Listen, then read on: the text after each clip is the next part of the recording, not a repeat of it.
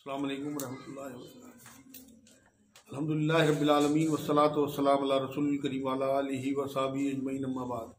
औज़ु बिल्लाहि मिनश शैतानिर रजीम, बिस्मिल्लाहिर रहमानिर रहीम। देखिए जी, ईमान की एक जिद है, एक तो कुफ्र, शिर्क और एक मुनाफकत। मुनाफकत के बारे में 12 हदीसें हैं। हुज़ूर सल्लल्लाहु अलैहि वसल्लम ने मुनाफिक की पहचान बताई है 4। जब बोलेगा झूठ बोलेगा, वादा करेगा तो वादा खिलाफी करेगा, अमानत रखवाओगे तो अमानत में खयानत करेगा, और कभी किसी से बहस हो जाए, लड़ाई झगड़ा हो तो गाली गलौज पे उतर आएगा, जोर जोर बोलने लगेगा। ये वैसे तो बज़ाहिर आसान सी चीज लगती है। मैं यहाँ ये बता दूं कि अपने आप को मुनाफिक कहना या दूसरों को मुनाफिक कहना ये बहुत बड़े अजाब की बात है। जिस तरह से शैतान को अल्लाह ने दुश्मन कहा अपना, तो अपने बच्चों को या किसी भाई को उसकी शरारतों की वजह से शैतान नहीं कहना चाहिए। मैं लोगों को मना करता हूँ।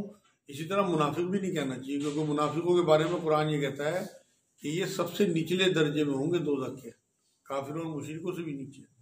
और ये मुसलमानों में से छाटे भी जाएंगे, लेकिन गैर मुस्लिमों से नहीं छाटे जाएंगे, क्योंकि बज़ाहिर तो कलमा पढ़ते हैं जबान से तो, लेकिन अंदर इनके ईमान नहीं होता। ये जो हदीस पाक है, इसमें हमें अल्लाह ने लम्हा फिक्रिया दिया है, एक अपना सोचने का मौका कि हम अपना एहतसाब करें कि हम कहाँ खड़े हैं। सबसे पहली जो अलामत मुनाफिक की बताई है वो झूठ। जब बोलेगा झूठ बोलेगा, मतलब कारोबार हो, कहीं अच्छा बनना हो, कहीं कोई बात ऐसी हो कि अपनी जान बचानी हो, कहीं अपनी इज्जत बचानी हो, तो झूठ बोल के निकल जाता है और उसकी फिक्र भी नहीं करता।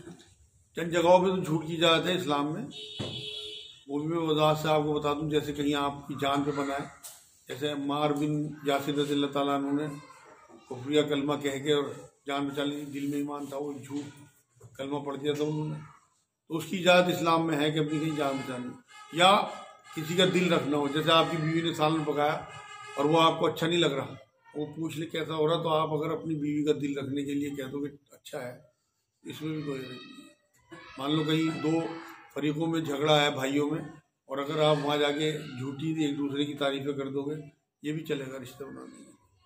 तो ये चंद चीज़ें हैं दिलजोई के लिए आप, बाकी इस्लाम में झूठ की कोई इजाज़त नहीं है।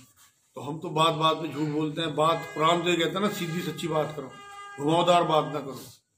वक्ती तौर पे आपकी बेइज्जती हो सकती है, वक्ती तौर पे आपको सज़ा मिल सकती है, लेकिन बात साफ करनी चाहिए। मान लो ऑफिस आप अपने लेट पहुंचे, दुकान पे लेट पहुंचे, मुलाजिम हो कहीं पे, मालिक पूछे भाई कहाँ रह गए थे, आप यूँ नहीं कहना चाह रहे कि भाई मेरी आँख लगी रह गई, आगे आप कुछ भी बहाना कर दोगे जी भीड़ हो रही थी, ट्रैफिक था, ये सब झूठ में लिखा जाएगा अल्लाह के यहाँ। अगर आप साफ बात करोगे जी मेरी आँख लगी रह गई थी, तो उस टाइम वो डांट लेगा आपको, फिर भूल जाएगा कुछ दिनों बाद, किसको याद रहता है। लेकिन उस टाइम की आपकी हल्की सी बेइज्जती आपकी आखिरत बनाती है। इसी तरह से अमानत में खयानत का मामला है कि आपके पास कोई भी किसी की बात ही आपके पास अमानत है, कोई आपके पास कोई सामान रख जाए वो आपके पास अमानत है। इसी तरह से हर वो चीज़ जो आपके पास किसी की है वो आपकी अमानत है, उसमें किसी भी कीमत पर खयानत नहीं करनी। खास तौर से बिजनेस जो करते हैं लोग, वो जो उधार लेते हैं, अगर वो किसी कमिटमेंट को उधार लेते हैं, मान लो 1 महीने का उधार उन्होंने लिया, तो वो पैसा दूसरे दुकानदार की अमानत है इनके पास। अगर 1 महीने में पैसे दिए नहीं जा रहे, तो आप उससे फ़ोन करके 28 या 29 दिन बाद कि भाई 1 महीने में नहीं हो पाएंगे, 2 महीने में होंगे, उससे इजाज़त ले लो। फिर आप उसका पैसा जो है वो अमानत में खयानत भी नहीं आएगा, क्योंकि आप, लेकिन अगर 1 महीने बाद वो पैसे लेने आता है और आप कह दो कि अभी नहीं हुए, तो आपने अमानत में खयानत की, उसका पैसा इस्तेमाल किया। आपके आगे से आ रहे नहीं आ रहे, आपको तो अपना देना है हिसाब इंडिविजुअली सबको। इसी तरह से वादा खिलाफी का मामला है। हम तो ये सोचते हैं ना कि किसी को कोई टाइम दे दिया कहीं पहुंचने का, किसी से कोई वादा कर लिया, अभी उसे तोड़ दिया, वैल्यू तक नहीं समझते। बिजनेस का ही मामला है कि उसमें अक्सर वादे करते रहते हैं यही कि भाई इतने दिन में पैसे दे देंगे या फला चीज़ देंगे, वो फला चीज़ सही नहीं आई तो बिना बताया उसे नुक्स वाली चीज़ दे देंगे। ये सब वादा खिलाफी में आएगा। और जो सबसे बड़ा वादा हमने अल्लाह से किया, ला इलाहा इल्लल्लाह मोहम्मद रसूलुल्लाह, वो भी एक वादा है। आपने जो वादा अपनी दुकान मतलब मुलाजमत में या किसी ऑफिस में जहाँ भी अपनी जॉब पे किया हुआ है कि मैं इतने घंटे काम करूँगा, अगर आप उतने घंटे काम नहीं कर रहे तो ये भी आप वादे के खिलाफ वर्जी कर रहे हैं। और वादे के बारे में हुज़ूर सल्लल्लाहु अलैहि वसल्लम ने बारहा खुतबों में ये बात फरमाई है कि लोगों वादे का पास रखना, इसकी पूछताछ हो। तो अगर आप कहीं जॉब कर रहे हैं और आपका काम मान लो 8 घंटे आपने तय कर रखा और उसके बाद आप 1 घंटे बीच में मस्जिद में गुजार रहे हैं, आप यकीन करो वो नेकी नहीं है बल्कि वो वादा खिलाफी है, अमानत में ख़यानत है। जो आपके ऑफिस का टाइम है वो आप मस्जिद में गुजार, आपने अगर नमाज की इजाज़त ली हुई है टाइम बता के कि भाई मैं आधे घंटे के लिए छुट्टी चाहता हूँ, बिल्कुल मिल जाएगी आपको। लेकिन उसके अलावा आप मस्जिद में बैठ के अगर तस्बीह अज़कार करेंगे और कुरान पढ़ेंगे अपने ऑफिस के टाइम में, बिल्कुल अल्लाह को मंजूर नहीं है। क्योंकि अमानत में ख़यानत हो, झूठ हो या वादा खिलाफी हो, इन सब का हिसाब किताब बंदों का बंदों से होगा। और आज मेरा एक जुमला याद रखना, अल्लाह अपने आप को रहमान और रहीम कहता है और क़यामत के दिन का मालिक कहता है और 70 मौत से ज़्यादा मोहब्बत करने वाला है। आपकी इबादत का हिसाब उससे होगा, तो वो तो आपको माफ़ी दे सकता है। लेकिन कुरान में सूरह अहज़ाब के आखिर में इंसान को ज़लूमन जहूला कहा, जालिम और जाहिल। आपके मामलात का हिसाब इंसानों से होगा, ये किसी भी कीमत पर आपको छोड़ेंगे नहीं वहाँ, ये आपके गिरेबानों में लटकेंगे, इनके गुनाह आपके सर लाते जाएंगे, आपकी नेकियां इन्हें वापस की जाएंगी जिन जिनके साथ आपने ये वादा खिलाफी या झूठ या धोखे का काम किया होगा। तो इसलिए मुनाफकत का जो मामला है हमें अपना चेक करना है। किसी के दिल को हम नहीं जान सकते, लेकिन अपने दिल को तो इंसान जान सकता है हम अब अंदर से कितने मुनाफिक हैं। क्योंकि हुजूर ने फरमाया ये जो मुनाफकत के 4 दर्जे हैं, अब इसमें खुद चेक कर ले आदमी कि किसमें कितनी परसेंटेज है, उसका वैसे ही इलाज करे। एक बार ये फरमाया कि शहादत, वो जो इंसान के दिल में अगर शहादत का जज्बा ना हो तो वो मुनाफिक की मौत मरता है। इतना सख्त मामला है। तो इसलिए मुनाफिकत जो है दिल में कुछ, जबान पे कुछ, हुलिया कुछ, अंदर से लोगों को एक्सप्लॉइट कर रहे हैं, ये सब झूठ और धोखा और एक्सप्लॉइटेशन और मुनाफिकत है। लेकिन हम किसी पे मुनाफिकत का फतवा नहीं लगा सकते, खुद को भी नहीं कहना चाहिए, किसी को भी नहीं कहना चाहिए, क्योंकि ये भी सुन्नत रसूल है।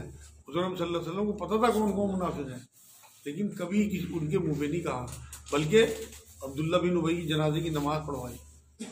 मुनाफिकों के साथ बैठते उठते थे, नमाजें पढ़ते थे, उनकी जनाजे की नमाज पढ़ाई। जब अल्लाह ही ने मना कर दिया कि इनकी खबरों पर आपने खड़े नहीं होना, कुरान पाक में आयत आ गई, तब छोड़ा।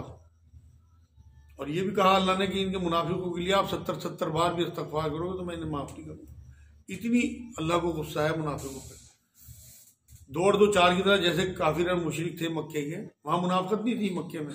मक्के में साफ दिल लोग थे बिल्कुल, जो कुफ्र पे थे वो कुफ्र पे थे और जो ईमान पे थे वो ईमान पे थे। मदीने में मुनाफिकत थी क्योंकि वहाँ यहूदी थे, यहूदियों में जुर्रत नहीं थी लड़ने की। वो इसलिए सामने मुसलमानों के अच्छा बनने के लिए कलमा पढ़ लेते थे और घर जाके मजाक उड़ाते थे, हम तो हंसी मजाक कर रहे थे, हम तो झूठ बोल रहे थे अपने साथियों में, कुरान में जिक्र है सारा। तो ऐसे लोग जो अंदर से जड़ें काटें इस्लाम की और बज़ाहिर मुसलमान नजर आए, आप यकीन करें वो मुनाफिकों के दर्जे में होंगे अल्लाह के यहाँ। तो इसलिए ये ऐसा दर्जा है जो मुशरिकों और काफिरों से भी निचले दर्जे में होंगे। ये बड़ी खतरनाक बात है। तो इसलिए अपना मुहासबा करना शुरू करें कि हम इन 4 मामलों में किस तरह से जो है वो मुनाफिकत के कितने दर्जे पे हैं। चौथा जो मामला है वो गाली गलौज और जोर जोर से बोलना, लड़ना भिड़ना। हर घर की यही कहानी है। आपकी जरा से अपनी बीवी से बात हो जाए, अपने भाइयों से बात हो जाए, अपने पड़ोसियों से बात हो जाए, आप 1 मिनट में लड़ने मरने को तैयार हो जाते। वहाँ सामने वाले का तहम्मुल, अगर वो वाकई सलीके का ईमान वाला है तो वो सोचेगा कि अल्लाह ने इसे इतना ही इल्म दिया, मैं तो इल्म वाला हूँ, मुझे तो अल्लाह ने तौफीक दी बचने की, वो झगड़े से बचेगा। वरना वो भी गाली गलौज पे उतर आया तो दोनों मुनाफिक। तो इसलिए मुनाफिकत से हर हाल में बचना है, लड़ाई झगड़े से ही बचना। अपने कारोबारों में देखिए कहाँ कहाँ झूठ है, उसे निकालने की कोशिश करें। आप यकीन करें बिना झूठ का कारोबार बहुत बरकतों वाला है। यहाँ तक फरमा दिया हुजूर ने कि क़यामत में अर्श के साए में होंगे सच्चे ताजिर, कोई फर्क नहीं पड़ता। आप करके देख लो, चाहे आप सही नुस्ख बता के दे दो सामान, झूठ ना बोलो। आप खरीद बताओ ना अपनी, कोई इजाजत नहीं है, बताओ तो सही बताओ। इसी तरह वादे खिलाफी का मैंने आपको बता दिया, इसी तरह अमानत में खयानत का। तो ये बहुत ज़रूरी है कि हम इन सब चीज़ों पे ध्यान रखें और अपना मुहासबा करें और किसी